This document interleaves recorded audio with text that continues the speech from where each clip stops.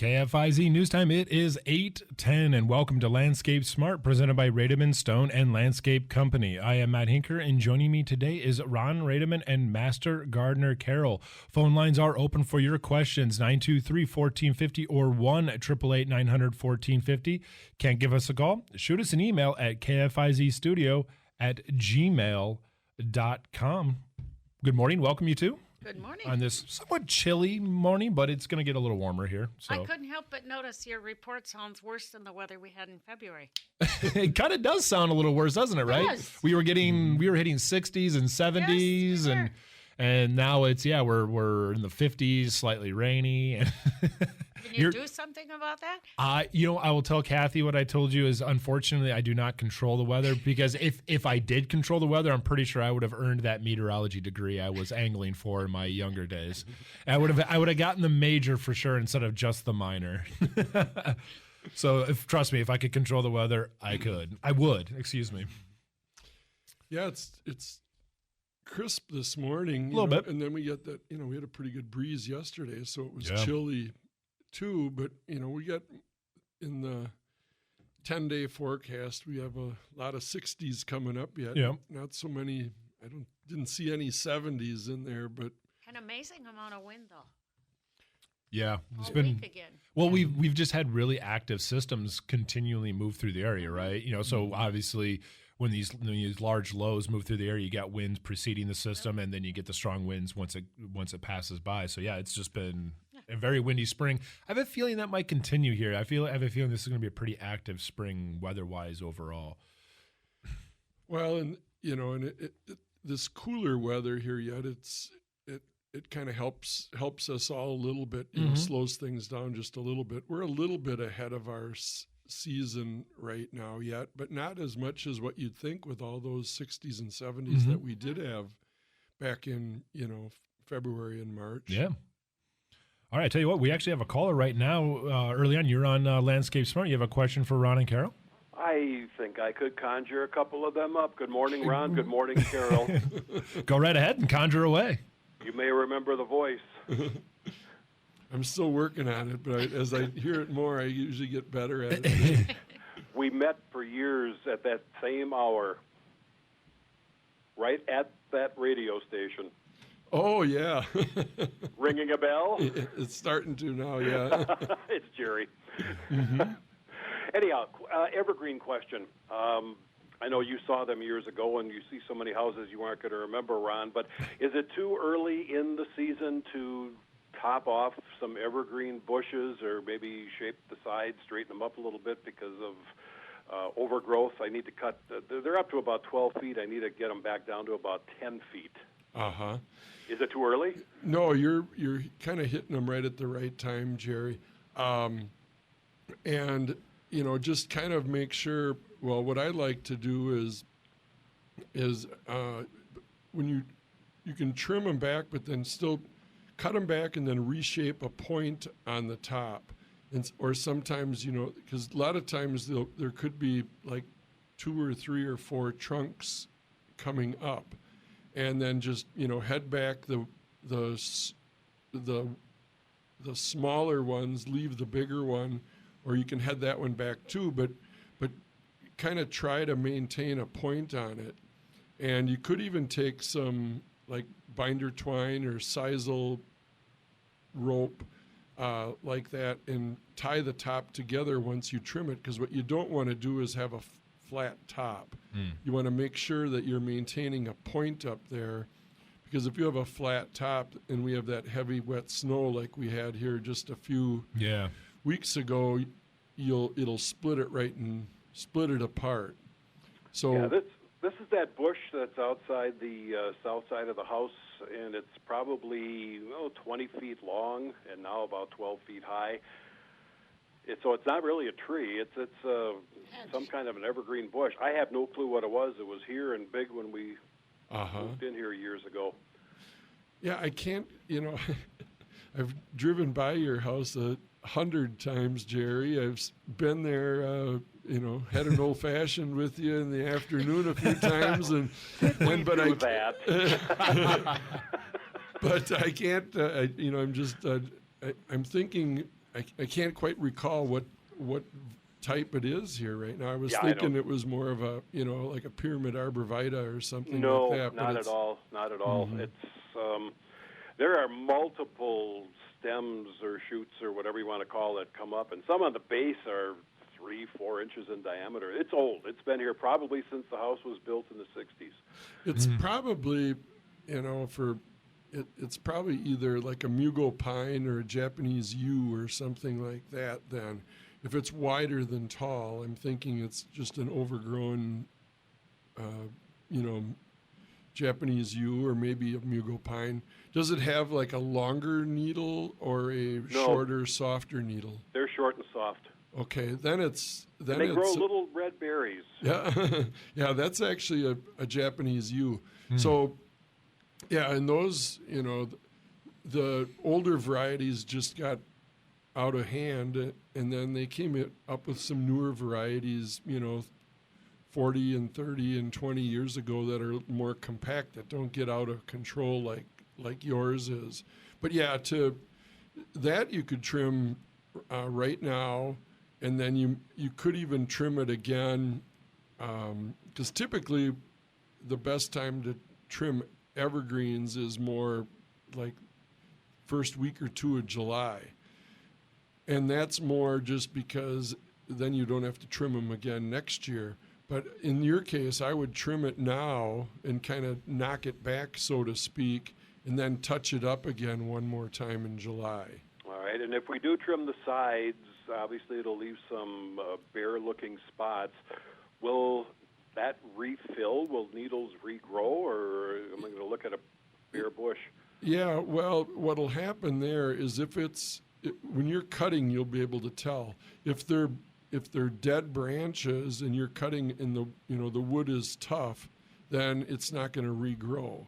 But if it's a live, viable branch and it's still green, it'll reshoot on those tips. Perfect. Yeah, they're all alive. The thing is nuts. Uh-huh.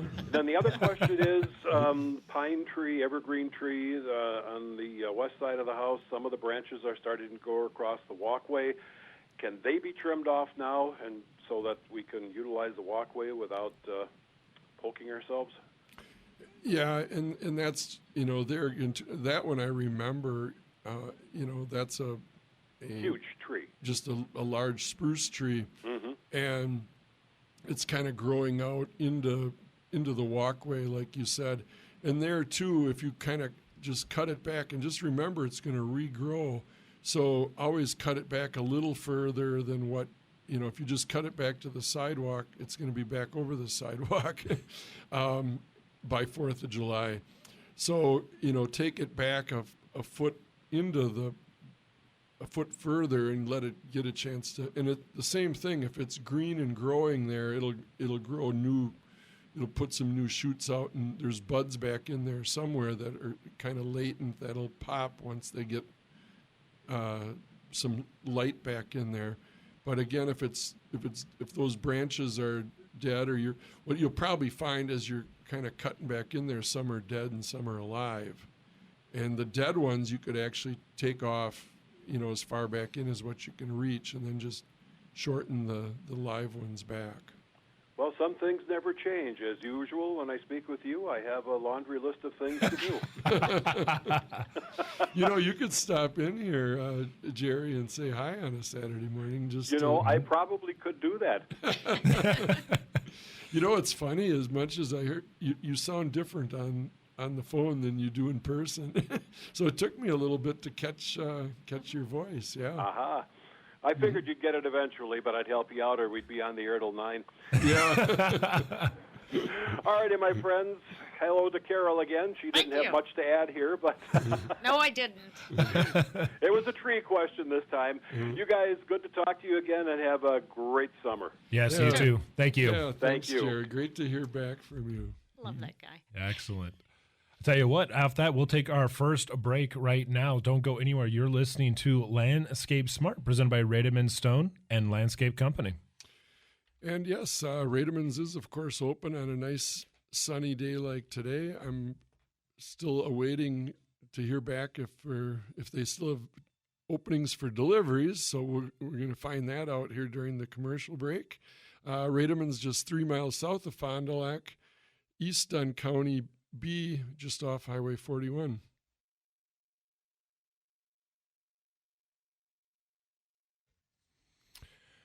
All right, welcome back to our second segment of Landscape Smart, presented by Rademann Stone and Landscape Company. I am Matt Hinker, and joining me today is Ron Rademann and Master Gardener Carol. Phone lines are open, 923-1450 or 1-888-900-1450. Can't give us a call, shoot us an email at kfizstudio@gmail.com. And speaking of the phone lines, we're going to turn right to those right away. You have a question for Ron and Carol? Yes, I do. Go right ahead. Okay, thank you. Mm-hmm. I tell you, I've got 2 spirea plants on the west side of my home, right in front, right near the picture window, and they're starting to kind of bud out quite a bit. And I'm just wondering, is it a good time now to kind of trim them back? Because I think I called last year, and Ron said take out some of the big ones. I'll cut them off down on the bottom and then just take like maybe 6-8 inches off the top of some and then maybe a foot down in farther or what. But I'm just wondering if it's a good time now. Yeah, you're kind of okay here yet right now. It's always better to, last Saturday probably would have been a little bit better. Because what'll happen now is some of those new tender shoots that are coming out as you're kind of poking around in there with your pruning shears, you may damage those just a little bit. And so that's why it might have been a little bit easier to do it last Saturday, but it's better this Saturday than next Saturday too. Right. So no, I would go ahead and do those, and then like we talked about, then take a couple of cuts out right at the base. That encourages some new shoots to come up right at that level, and then if you can take some out mid-level, and then of course if there's dead flower tips on there, shear those off too. And yeah, with a spirea, you're going to get 6, 8, 10, 12 inches of new growth even anyway, so go ahead. Right now you might have an inch of growth there, so it'll recover quick from that yet. So yeah, go ahead and do that, but do it as soon as possible. Do it within the next few days if you can. And like you said, some of the big ones that are way down on the bottom, just get them kind of out of there, huh? Yeah, because that opens it up. It allows a little more light in there, and then you'll get more new shoots. You got to remember, wherever you cut is that's where you're encouraging the new growth. So if you cut the tip off, you're encouraging the growth at the tip. If you cut it off at the base, you're encouraging growth at the base. So that's why if you cut at the base and then 6 inches up and then a foot up, you'll kind of get a more consistent growth pattern out of the plant. So you'll get more new growth, more flowers, more vibrant, a better looking plant. By stage trimming at different levels. Okay. That's my main question. All right. Thanks for the call. Sure, thank you. A good timely question. Yeah. That's especially brilliant because I don't usually do the bottom ones all that much, and I should because they're the ones that are dragging after a while. Yes. Okay. So we'll turn right back to the phone lines as we're getting callers, and you have a question for Ron and Carol? Yes. I just, about a week and a half ago, I put the weed and feed on my lawn. I was wondering how quick I could do some grass seed to do some bare spots. You put like a step 2 on. It was a weed and feed. It wasn't like a crabgrass preventer. Or dandelion preventer or anything like that, right? Yeah, well,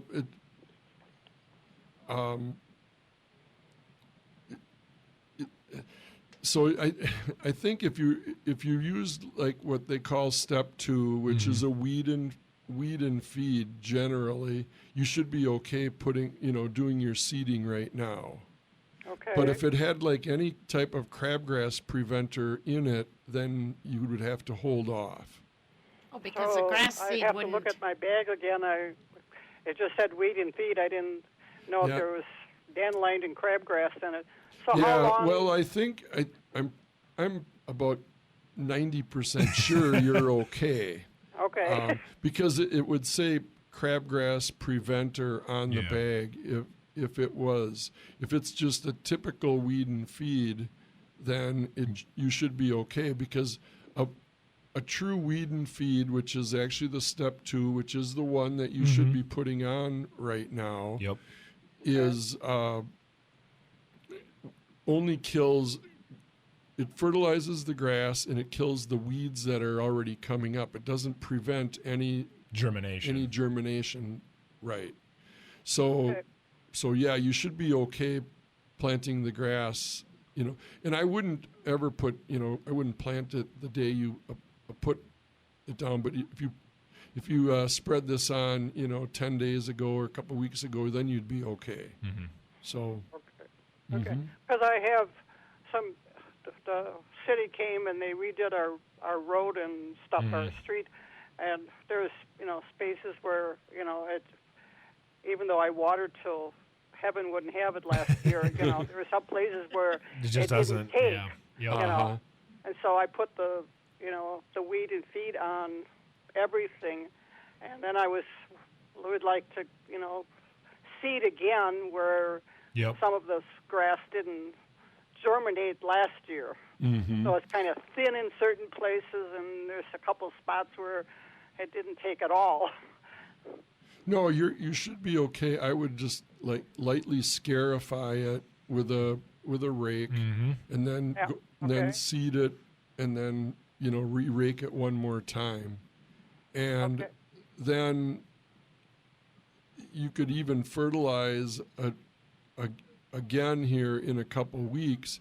And at that point in time, though, you should I wouldn't use the step 2 at that point in time. Either use more of a starter fertilizer or go on to step 3, because you don't want to, because that wouldn't be good on your new grass at that point in time, because it's kind of just starting to grow at that point.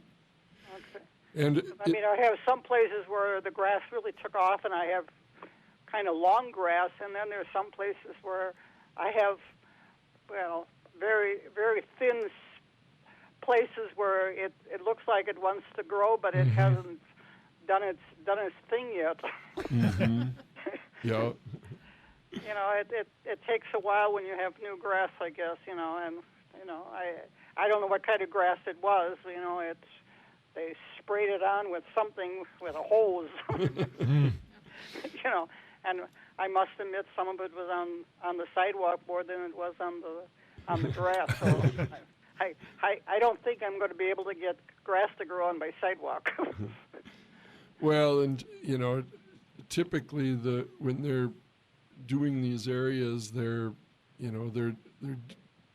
kind of doing the best they can, but they're not professionals at it. So, they kind of get themselves by. They're the people that that generally are good at road construction and sidewalk construction, and not regularly landscaping. So Well, because the first group that we had, I don't know what they sprayed, but we had more weeds and more crap in it than anything else. And then the city came and they got us somebody else, so we got a late start in putting the grass down for the second time. Very nice. So and I have a little bit of a hill, I wouldn't say a hill, but a little knoll that goes into the sidewalk, so I think some of my grass that they planted kind of washed away a little bit, because that's where I have my little bare spots and places. yeah, and there are different blends of grass seed, and grass seed is one of those things where you get exactly what you pay for generally, and so if you're buying grass seed, it's best to use a good blend of grass seed. Out at Rademann's, we do have the Madison Parks blend, and it's just there's different. You can buy a pound of grass seed, and some of the lesser, cheaper grass seed, they might have 70% or 60% germination, and then the better grass seeds have 95% germination. So it just simple math tells you you buy the one that has the better germination rate. Even if it costs $1 more, you're getting twice as Right. half again as much. So and a lot of times there's a reason, like I said, why some grasses And I grass think now seeds should are be- cheaper. So Now should be a really good time. We've got lots of little sprinkles of rain in the forecast for the next week Yeah, or we so, and it's going to stay cool. It's much better than if it were really hot, which Yeah. a few minutes ago I was asking about. But this cool and that should make grass growing pretty easy. yeah, we're kind of like right at the beginning of the season yet, because the ground temperatures have to warm up Yeah. yet too. But generally you can start seeding here pretty much any time. The Yep. weeds are going to grow. They've already so you might as started. well give the grass. grass a fighting chance too. Yep. What kind of grass? Because this is on the south side of my property, where I'm. It's pretty much full sun, because if they redid your street, there aren't any large. Yeah, we don't have any trees left Yeah, they anymore. would've taken them down. They took all our trees because it was. They widened the street, and there wasn't enough space between the gutter and the sidewalk to put a tree in. So Oh. we have no shade anymore. I Nope. used to have Oh, some that's too shade bad. from the Yep. shade from the terrace, Just happened on our street a couple years ago. Same thing. Widened the street. Tons of trees were lost along the boulevard. It was unfortunate. Yeah, and out at Rademann's we have Madison Parks grass seed, and it's the Madison Parks blend, and it's right here from Wisconsin. It's Madison, Wisconsin. It's not Madison, Ohio, or Right. Madison, Tennessee, or something either.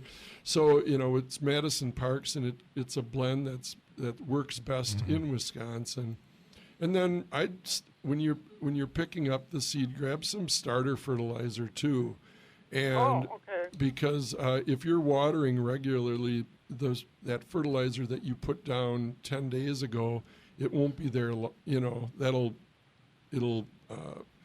That won't last long. So I would seed and then maybe wait a couple weeks and then put that starter fertilizer down along with. Starter fertilizer like a granulated that you can do with a spreader, like a hand spreader or whatever? Yeah, it's in bags, and we have and you can get a small bag. It'll just ask them how much.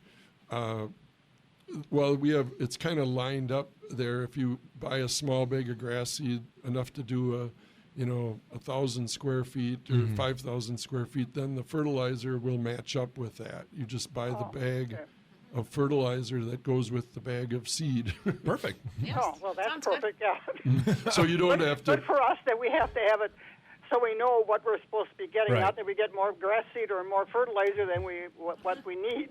Yeah. Well, Right. that's just, and we have like small bags of grass seed and small bags of fertilizer, or big bags of grass seed and big bags of fertilizer. Yeah. But it'll say right on the bag, or Joe will be around to help you out, or Heidi, or Zach, whoever they're all familiar with how to do all that. So. Oh, well, that's good, because some of us novices never had to plant that much grass at a time. When they came through, I mean, they just, they took everything but the kitchen sink out of the front yard, So, and unfortunately for me, I had a sump pump, and they had to dig up the side of my house to get this new sump pump with drain thing that goes into the street. So I got side and some front to navigate with. I think your timing's good right now. Yes, I would agree. Okay, I will come out and I will get some, and I will talk to somebody there then. Excellent. All right, Thank you for the Thank call. you very much. Bye. Yep. All right, I tell you what, we will head to our second break. You're listening to Landscape Smart, presented by Rademann Stone and Landscape Company. Yeah, you can, stop on out. We're open till noon today, just 3 miles south of Fond du Lac, east of 41 on County Trunk B by about a quarter mile. or give us a call, 920-922-7612. Welcome back to Landscape Smart, presented by Rademann Stone and Landscape Company. I am Matt Hinker, and joining me today is Ron Rademann and Master Gardener Carol. Phone lines are open for any and all of your landscaping and gardening questions. Give us a call at 923-1450 or 1-888-900-1450. Can't give us a call? Shoot us an email at kfizstudio@gmail.com. And speaking of the phone lines and callers right now, we have someone on the line. You have a question for Ron and Carol? I have 3. Oh, excellent. Wow. Let's bring them on. Okay. The first thing I want to ask you is I bought grass seed last year, and I have some places that I have to reseed this year. Is that same seed good? Yeah, it should be good.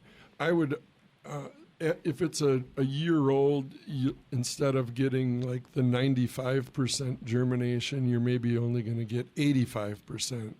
So, you could still definitely use it. Maybe just put it on a little bit thicker than what you normally would, and not like you don't have to go double. Just a slight increase. Yeah, maybe use 10 or 20% more than what you typically would.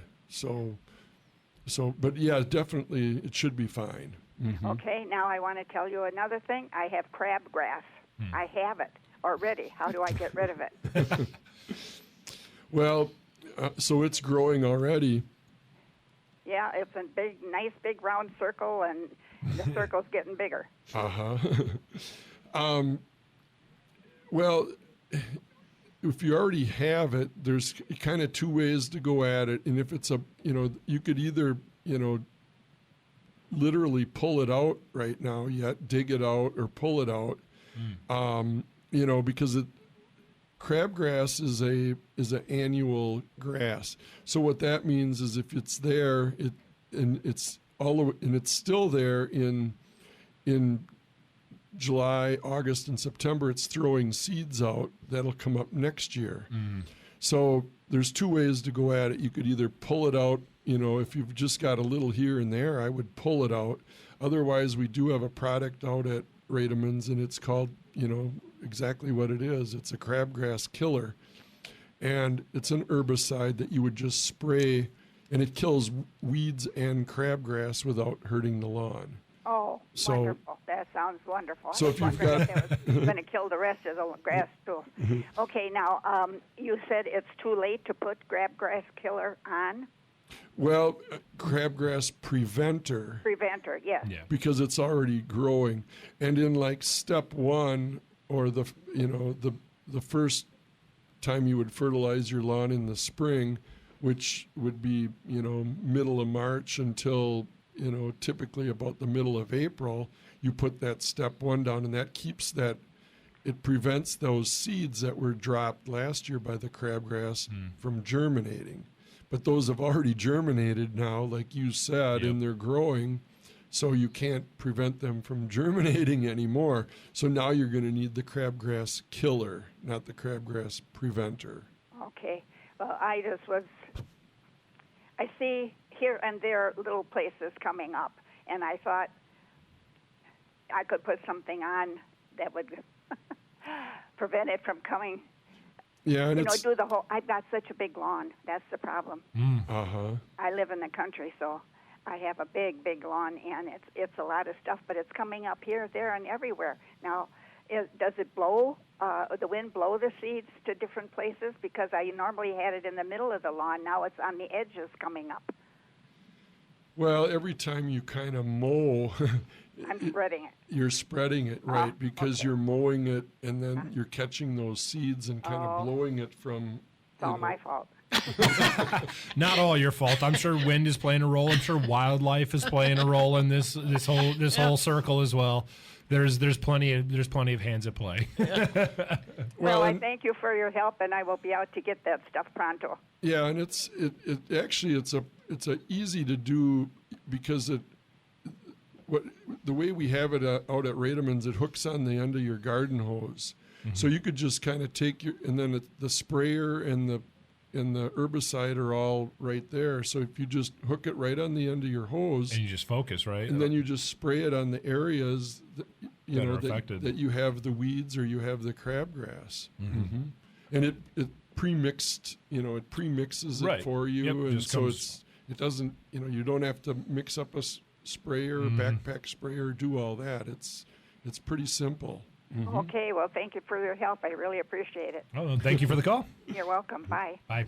And I tell you what, we're actually going to stick with the phone lines. They're coming in hot here. So you're on Landscape Smart. You got a question for Ron and Carol? Yeah, I do. I was wondering how would be say the easiest or the best way to get rid of wild lilies that are taking over a garden. Wild lilies. Carol, we have one for you, I think. Maybe now. I don't know.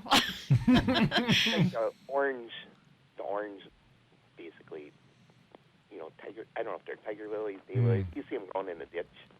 Yeah, if like out at Rademann's, we do actually have like a brush killer and that isn't available. We don't have that in a hose end sprayer. It's a concentrate, so you'd have to mix that up In the backpack sprayer. Yeah, and it's called brush killer. It's a higher, it'll kill dandelions too, but it's like a super concentrate. Yeah. It's more expensive and a higher concentration than like regular weed killer, and I would use that. And it might take a couple applications because, well, you've got like, if they're lilies, they're more than likely bulbs, and so they're coming up at different stages. So, and those you'd want to do it right away too, because once those go dormant later in the spring or early summer, then you aren't going to get a good kill on it. Yeah. So I would spray it right now, and that won't hurt your lawn either. It won't kill the grass. So if it goes into if they're kind of getting into your lawn, don't worry about that. It'll kill anything. It'll kill creeping Charlie, creeping Jenny, anything broad-leafed. Because it's a true weed and brush killer. It pretty much kills everything except grass. This is like in say a 10 by 10 spot in the bottom of that garden. Could a guy dig a lot of it out, and then when it comes back up, just keep spot spraying it?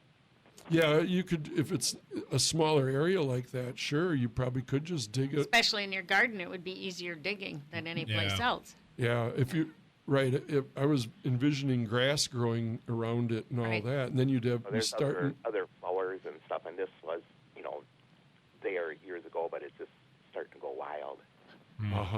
Yeah, I think I would, because if you spray it and there's flowers, it's going to kill the flowers too. What about like a chickweed killer, because that kills lily of the valley along where that takes off? Would that? Do you think that would do it? Well, the chickweed, Not as strong. It would probably work also, but maybe it probably wouldn't work quite as well. Because again, that's a super concentrate, of a weed killer. So, and that are those type of killers, they kill dandelions, they kill, and it's just a higher, they kill kind of like the viney weeds, we like to say. Okay. So, yeah, that should be fine too. Okay. But Sounds keep good. in Thank mind you. that'll kill your, anything that you want too, because It's a broadleaf killer. Yeah, it's a broadleaf, broadleaf yeah. killer. Right. So, Okay. Thank you. All right, All thank right. you for the call. Yeah, excellent. And once again, if you have any calls, do give us a call right now at 923-1450 or 1-888-900-1450. And actually, I tell you what, we're going to go ahead and step away. We'll take our final break right now, so don't go anywhere. You're listening to Landscape Smart, presented by Rademann Stone and Landscape Company. So yeah, Rademann's open today, Saturday until noon, Monday through Friday until 4:30, and I forgot to check to see if they could do deliveries for today. So I guess we'll talk about that right after we come back from break. But yeah, open till noon today.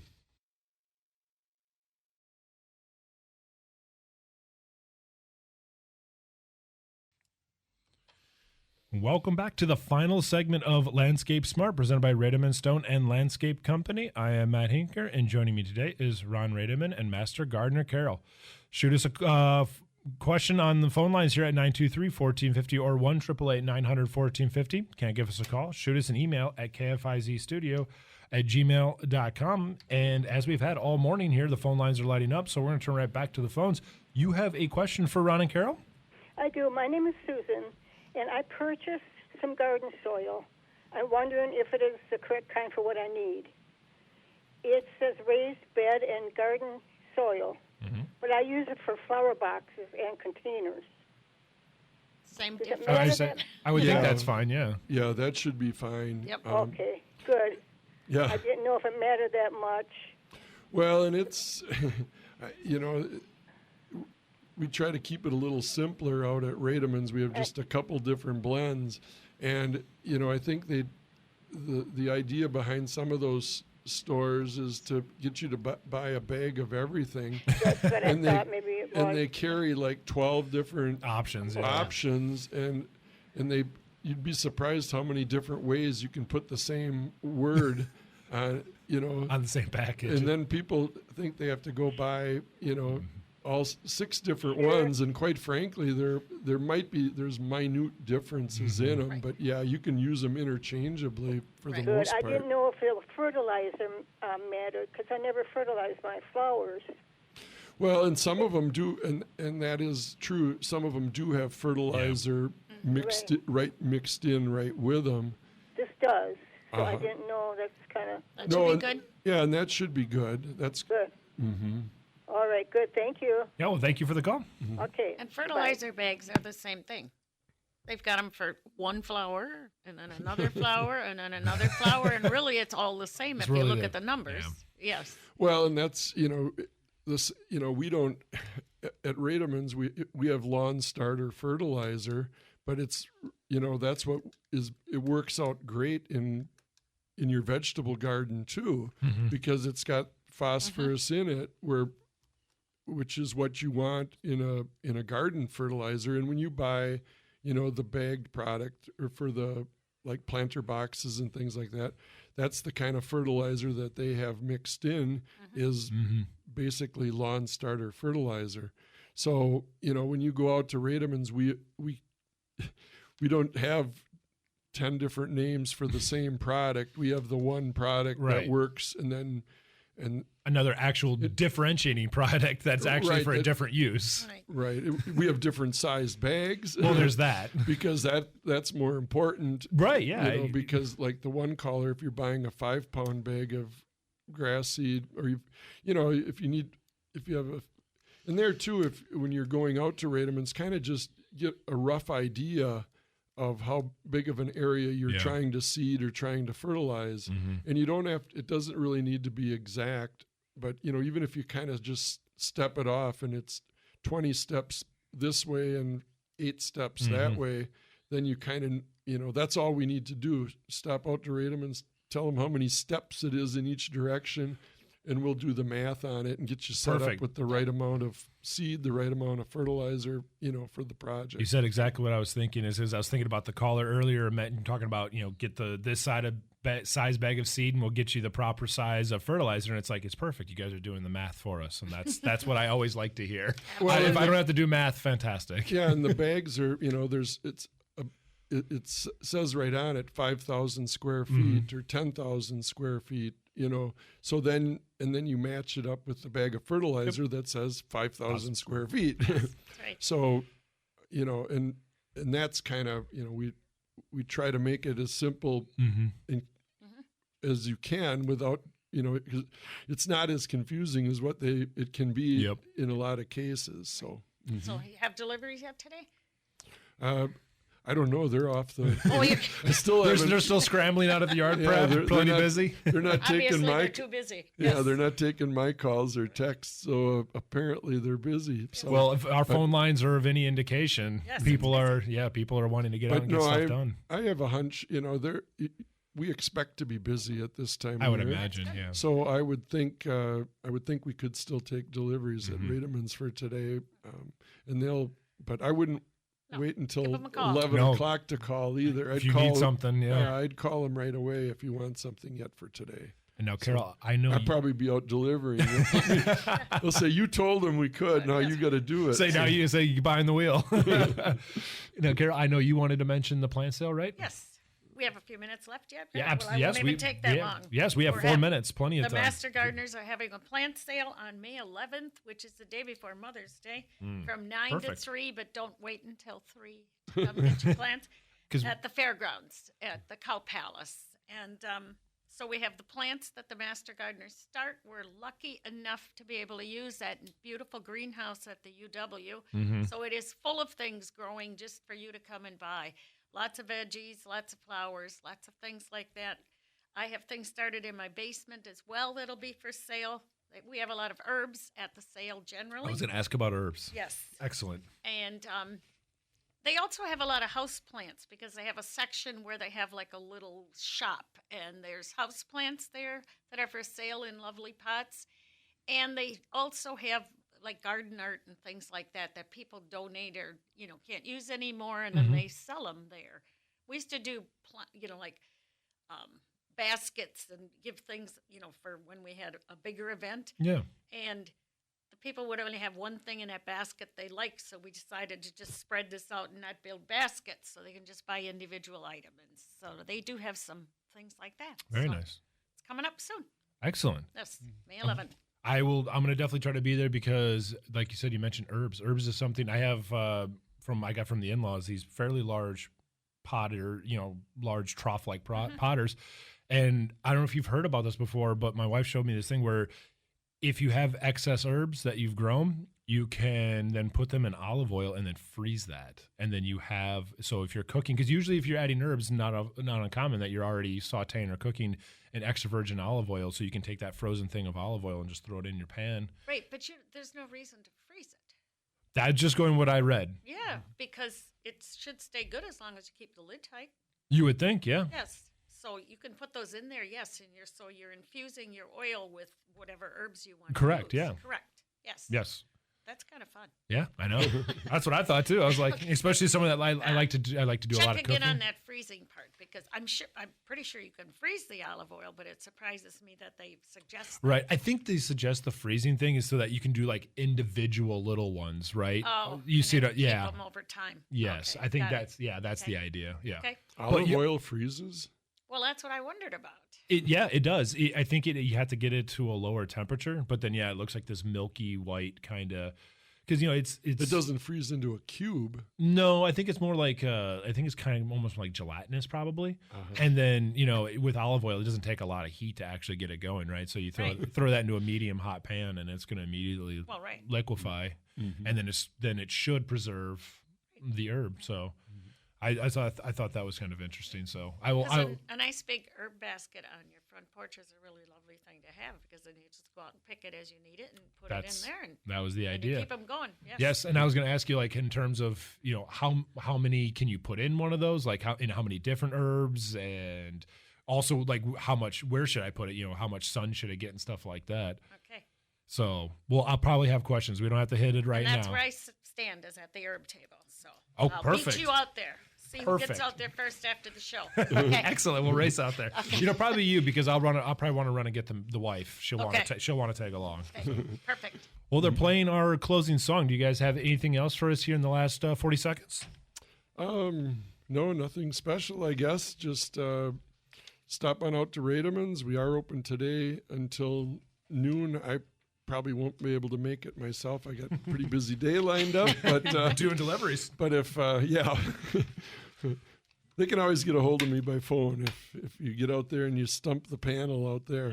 Yes. Rademann's open till noon, just 3 miles south of Fond du Lac, east on Highway B, off of Highway 41.